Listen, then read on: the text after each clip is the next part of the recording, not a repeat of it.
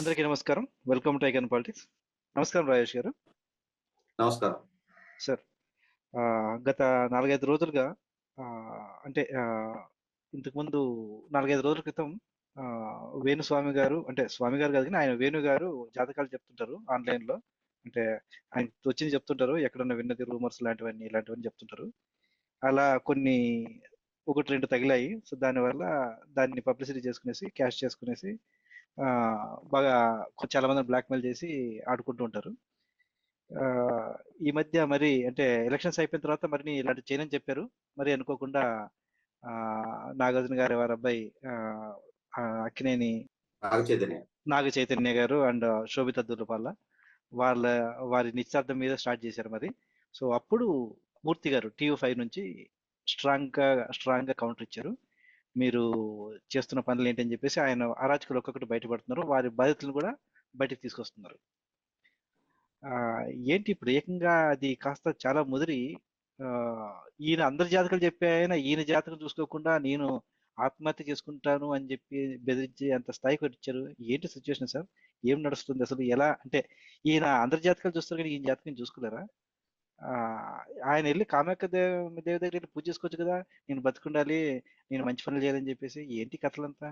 ఎవరిని మోసం చేద్దామనేసి ఈ ఈ జాతకాలు ఇవన్నీ చెప్పి, ఈ జాతకాల పేరు చెప్పేసి వచ్చే 4, 5 ఆ, పేర్లు చెప్పేసి రాశులు చెప్పేస్తారు. తర్వాత ఆ రాశి ఉంది, ఆ రాశి వాళ్ళకి ఇప్పుడు ఇది నడవదు, ఇట్లా చెప్పేస్తా ఉంటారు. వాళ్ళకి రాజయోగం లేదనేసి, వీళ్ళకి ఆ, వీళ్ళు విడిపోతే వీళ్ళు కోట్లు సంపాదిస్తారనేసి, కోట్లు సంపాదించి విడిపోయి జీవించాలనా?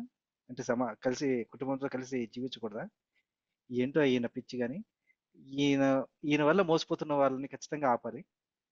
ఏంటి అదిగాక ఆయన మూర్తి గారి మీద చాలా అభాండం వేశారు, 5 కోట్లు డిమాండ్ చేశారు అనేసి. ఏంటి ఎలా చూడాలంటారు? మీ విశ్లేషణ చెప్పండి సార్ దీని మీద. మొట్టమొదటిగా వేణు అనే ఆయన, ఈ పరంకుశం వేణు, అతను తప్పుడు తలుపు కొట్టాడు. ఇవాళ మూర్తి గారు డబ్బు డిమాండ్ చేశాడు అని చెప్పని ఆరోపణ చేయటం ద్వారా ఒక రకంగా తన పోయి తానే చదువుకున్నాడు. ఇవాళ మీడియా ఫీల్డ్ లో ఉన్న ప్రతి ఒక్కరికి తెలుసు మూర్తి గారి వ్యక్తిత్వం ఏంటి, ఆయన ఎంత ముక్కుసుడితనంతో, ఎంత నిజాయితీతో ఉంటారు. ప్రశ్నించే సందర్భంలో ఎవరిని ఏ విధంగా టాలరేట్ చెయ్యరు. ఏ సమస్యలు వచ్చినా పోరాట తత్వమే తప్ప రాజీ ధోరణి ప్రదర్శించరు అనేది మూర్తి గారిని ఎరుగున్న ప్రతి ఒక్కరికి తెలుసు. ఇవాళ మూర్తి గారు ఏదో డబ్బులు డిమాండ్ చేశారు అని చెప్పని ఈ వేణు అనే వ్యక్తి, అతని వైఫ్ వచ్చి ఇవాళ ఏదో ఒక వీడియోను సృష్టించి విక్టింగ్ కార్డు ప్లే చేసే ప్రయత్నం చేస్తా ఉన్నారు. ఆత్మహత్య సదృశ్యమే మాకు అని చెప్పని వాళ్ళ మీద వస్తున్న ఎలిగేషన్ల నుంచి దృష్టి మళ్లించడం కోసం ఒక చౌకబారు ప్రయత్నం మొదలు పెడతా ఉన్నారు. వీటిని అర్థం చేసుకోలేనంతటి అమాయకులు కాదు ప్రజలు. వేణు ఎవరు, మూర్తి గారు ఏంటి అనేది ఒక స్పష్టత ఉంది. ఇవాళ ఈ వేణు వల్ల, అంటే అతను తోటి నేను ఎప్పుడు ఇంటరాక్ట్ అవ్వలేదు, నాకేం ప్రత్యక్ష అనుభవం లేదు, పరిచయం కూడా లేదు. కానీ అతని ద్వారా బాధితులుగా మారి మోసగింపబడ్డాము అని చెప్పని మీడియాలోకి వచ్చి చెప్తున్న ఒక్కొక్కరి వ్యధలు వింటంటే, అన్నిటికన్నా ముఖ్యంగా ఇతనే చాలా సందర్భాల్లో తన వీడియోల ద్వారానే పలానా ఎలక్షన్స్ లో పలానాళ్ళు నెగ్గుతారు, పలానా ఎలక్షన్స్ లో పలానాళ్ళు నెగ్గుతారు అని చెప్పని, పలానాళ్ల భవిష్యత్ ఇది, పలానా వాళ్ళ భవిష్యత్ అది. 2023 తెలంగాణ ఎలక్షన్స్ లో కేటీఆర్ డైరెక్ట్ గా ముఖ్యమంత్రి కాబోతున్నారు అని చెప్పాడు ఇతను. కానీ ఆ తీర్పు వ్యతిరేకంగా వచ్చింది. సిగ్గు శరం అనేది ఉంటే ఇక మళ్ళీ ఆంధ్ర ఎలక్షన్స్ గురించి మాట్లాడకూడదు. కానీ తగుదనమ్మా అని చెప్పని, నేను అక్కడ ఉన్నా అని చెప్పని ముందుకు వచ్చేసి జగన్మోహన్ రెడ్డి గెలవబోతున్నాడు, పవన్ కళ్యాణ్ గారికి చంద్రబాబు నాయుడు గారికి రాజయోగం లేదు అని చెప్పని, ఇతనెవడు ఎవడికి ఏ యోగం ఉందో అని చెప్పని డిసైడ్ చేయడానికి who the hell are you? నువ్వు చెప్తే పలానాళ్ళు ముఖ్యమంత్రులు అవుతారు, పలానాళ్ళు కారా? అది ఆ రాష్ట్ర ప్రజల ఇష్టం, వాళ్ళ విచక్షణ. ఎవరి పాలన ఎలా ఉంది, ఎవరి పాలన ప్రాతిపదికగా వాళ్ళని మళ్ళీ తిరిగి ఎంపిక చేసుకోవాలా, మళ్ళీ వేరే వాళ్ళని ఎన్నుకోవాలా అనేది అనుభవపూర్వకంగా ప్రజలకు ఒక స్పష్టత ఉంటుంది. అంతేగాని నువ్వు నీ రూమ్ లో కూర్చొని నువ్వేదో చాట్లేసి నువ్వు అంకెలు కూడి నీ అంకెలతోటి ముఖ్యమంత్రులను చేస్తావా? ఏం జరుగుతుందంటే వీళ్ళు అనుకున్నది ఏదైనా సాధిస్తే వీళ్ళ ఘనత. ఇప్పుడు గతంలో కూడా చూసాం మనం.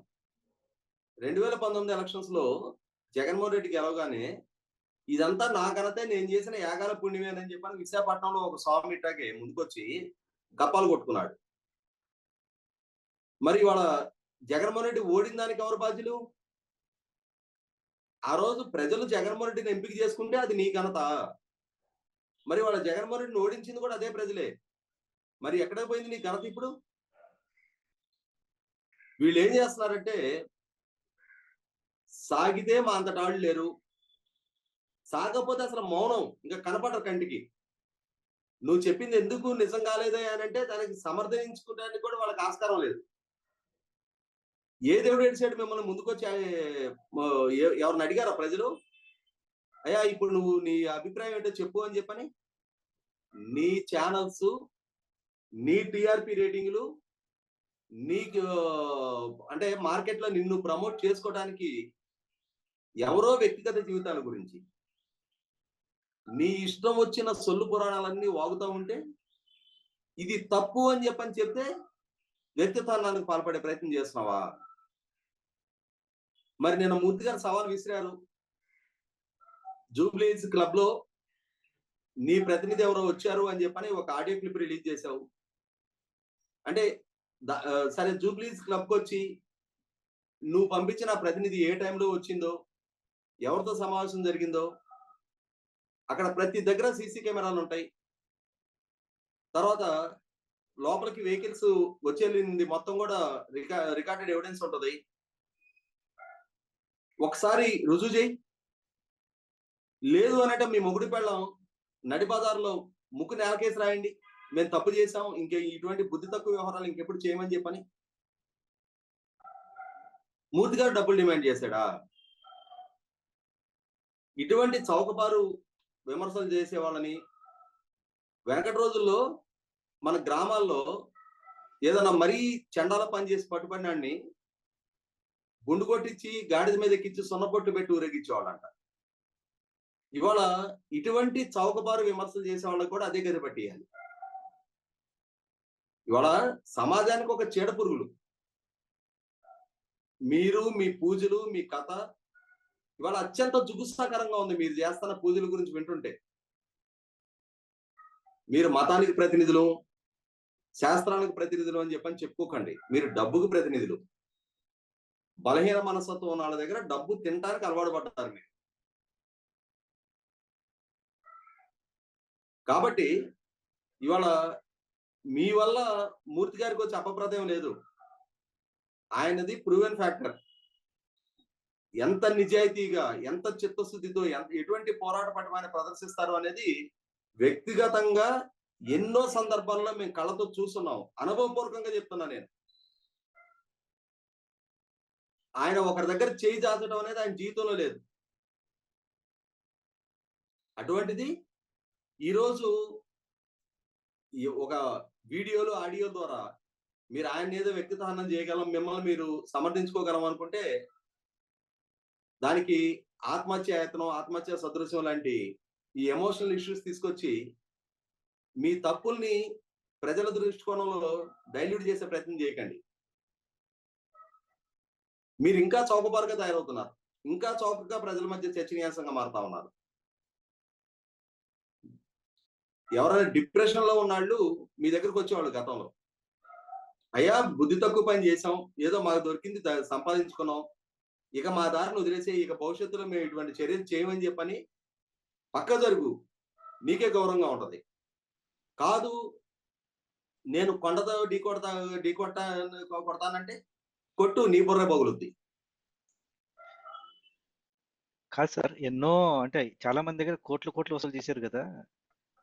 మరి ఇప్పుడు అంటే ఈ విధంగా చేయడం ఏంటి కథలు? అంటే నా దగ్గర డబ్బులు లేవు అని చెప్పేసి, అంటే ఇక్కడ ఫస్ట్ డబ్బులు డిమాండ్ చేసిన వాళ్ళు తప్పు, దాన్ని క్రియేట్ చేశారు. ప్లస్ పెయిడ్ గా అంటే డబ్బులు ఇచ్చి యూట్యూబ్ ఛానల్స్ లోన చాలా వాటిలోన వీడియోలు చేపించుకుంటూ ఇస్తూ ఉంటారు. మరి మరి ఈ కథలు ఏంటో అర్థం కావట్లేదు. పైగా బెదిరించడాలు. మాతో పెట్టుకున్న వాళ్ళు ఎవరు వారం రోజుల మించి బతకలేరు, అంటే నెల రోజుల మించి బతకట్లేరు అనేసి. అంటే ఎంతమందిని బెదిరిద్దాం అనుకుంటున్నారు? ఇలాగా అసలు వాళ్ళ బాధ్యతలు ఒక్కొక్కరుగా బయటకు వస్తారు కదా. అయినా కూడా ఇంకా అంటే ఆయనే భయపడడం చెప్తా ఏంటి? అట్ట కాదు. ఆయనే చెప్తున్నాడు కదా! నిన్న దీంట్లో 2017లో నన్ను మూర్తి డబ్బులు డిమాండ్ చేశారు అని చెప్పని. మరి 2017 నుంచి 7 సంవత్సరాల పాటు మూర్తి గారు బతికే ఉన్నారుగా. పైగా ఆయన మీద కేసులు, అంటే ఆయన అంటే పడని ప్రభుత్వాలు కూడా ఉన్నాయి అప్పట్లో. అవును. వాళ్ళతో కుమ్మాకి ఏంటి చాలా చేసినొచ్చు. ఇప్పటికి మూర్తి గారిని ఏమని చేసినొచ్చు వాళ్ళు. కానీ అప్పుడు చేయలేకపోయారు మరి. పైగా ఇప్పుడు ఇది ఈ గొడవ స్టార్ట్ ఇక్కడ అయింది. గత 3 సంవత్సరాలుగా మీడియాలో ఉన్నాం. ఎవరెవరు జగన్మోహన్ రెడ్డితో కొల్లుడయ్యారు? ఎవరెవరు జగన్మోహన్ రెడ్డి దగ్గర చేజార్చి డబ్బులు తీసుకున్నారు? ఎవరెవరు నిజాయితీగా, నిక్కచ్చిగా, నిర్భీతిగా ఎదురు రొమ్ము సరిచి నిలబడి ఆయనతో పోరాటం చేశారనేది ఒక స్పష్టత ఉంది. కాబట్టి ఇవాళ మూర్తి గారు లాంటి వ్యక్తిత్వాన్ని ఏదో హననం చెయ్యాలి అని అనుకుంటే, అది ఆకాశం మీద ఉమ్మేసుకుంటే వాళ్ళ మొహం మీద పడుద్ది. అది ఆ వేణు దంపతులు రియలైజ్ అయితే ఇకనైనా వాళ్ళ ఈ చిత్తచాంచల్య వ్యవహారాలు సరిపుచ్చుకుంటే వాళ్ళకే గౌరవంగా ఉంటది. లేదు అనంటే ఖచ్చితంగా ఇప్పటి వరకు ఆ నమ్మిన వాళ్ళు కూడా ఇక నమ్మరు వాళ్ళని. ఇప్పటికే నవ్వుల పాలవుతా ఉన్నారు. అంటే ఈ బ్లాక్ మెయిల్ లో ఇప్పుడు రెండో వస్తువు తీసినట్టు అనుకోవచ్చా? ఎందుకంటే ఇన్ని రోజులు వాళ్ళ వైఫ్ ని తీసుకునేప్పుడు ఇలా రాలేదు. ఇప్పుడు సూసైడ్ అనేది ఒకటి, తర్వాత వాళ్ళ వైఫ్ ని తీసుకుని చేసి ఒకటి. మూర్తి గారు ఇప్పుడు దాన్ని వదలరు. సమస్య లేదు. ఈ రోజు ఆయన కేసు బుక్ చేస్తారు. ఆయన కమిషనర్‌ని అప్రోచ్ అవుతా ఉన్నారు. 100కి 100 పాళ్ళు రా ఈ వేణు వైఫ్ సంజాయిషి ఇచ్చి తీరాలి. ఈ ఆర్కెస్ట్రేటెడ్ డ్రామాలేంటి? ఈ పెయిడ్ ఆర్టిస్టులతోటి ఈ ఆడియో క్లిప్పులు రిలీజ్ చేపిచ్చి వ్యక్తిత్వ హననాలకు పాల్పడుతున్న నేపథ్యంలో ఖచ్చితంగా వీటికి సమాధానం సంజాయిషి ఇచ్చి తీరాలాళ్ళు. కనీసం ఇప్పటికైనా అన్ని అంటే వదిలేసి, అంటే ఎస్పెషల్లీ జ్యోతిష్యాలు వదిలేసి నువ్వు చెప్పాలంటే చెప్పుకో, ఎవరైనా మోసం చేయాలంటే చేసుకోండి, కానీ ఇలా అంటే ప్రజల్ని మభ్య పెట్టే విధంగా ఆ తిథి వాళ్ళకి బాగలేదు, ఆ వ్యాధి వాళ్ళకు ఉంది, ఇవన్నీ ఈ మోసాలన్నీ వదిలేసి జనాలు ఇలాంటి వాళ్ళని ఖచ్చితంగా అంటే వీళ్ళ దగ్గర వెళ్ళకోకుండా మోసపోకుండా ఉంటారని ఆశిద్దామండి. ధన్యవాదాలు సార్.